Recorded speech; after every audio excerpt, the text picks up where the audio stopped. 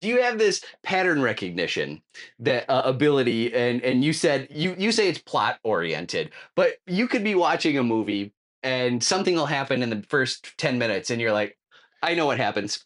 You're like, I know the ending already. Tell me how you develop that. Well, I love talking about how brilliant I am. This is my favorite. No, Absolutely. Well, that's no, what we're here for today.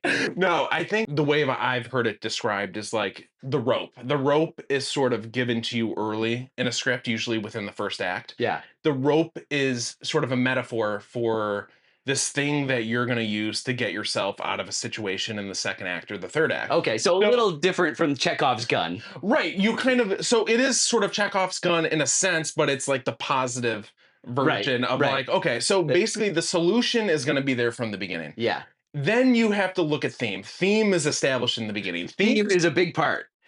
Bigger than I wanted to admit. I had an aversion to anything conceptual for a long time. Yeah. But then you finally start realizing how, when it's done correctly, how important it is. Okay. And how it completely colors the story and the characters. And it's closely tied with the plot. It's closely tied with the characters. But yeah, you could pick up on theme if you're watching something and within the first 15 minutes, someone makes some odd philosophical statement. You could be like, oh, okay. And then you start looking and then you start looking because that informs plot, that informs character decisions, that informs twists. You'll notice that like 90% of twists are closely tied in with theme. Yeah. So once you pick up on what the theme is, then you're like, okay, where's the story going? You could kind of start following I love this so much. So you're saying that like usually it's some sort of comment by a character that just doesn't seem to like it stands out to you in some way, that it's like, hold on a second. Yeah. I think the really good filmmakers and writers are the ones who kind of make it not stand out.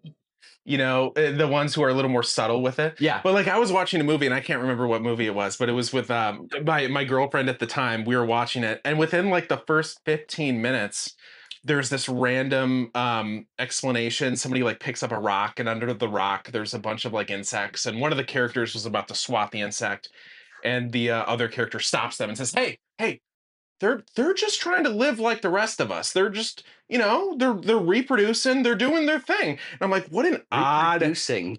And of course, completely tied to the twist, completely tied to where the story's going. So yeah, you have to just keep a lookout for that.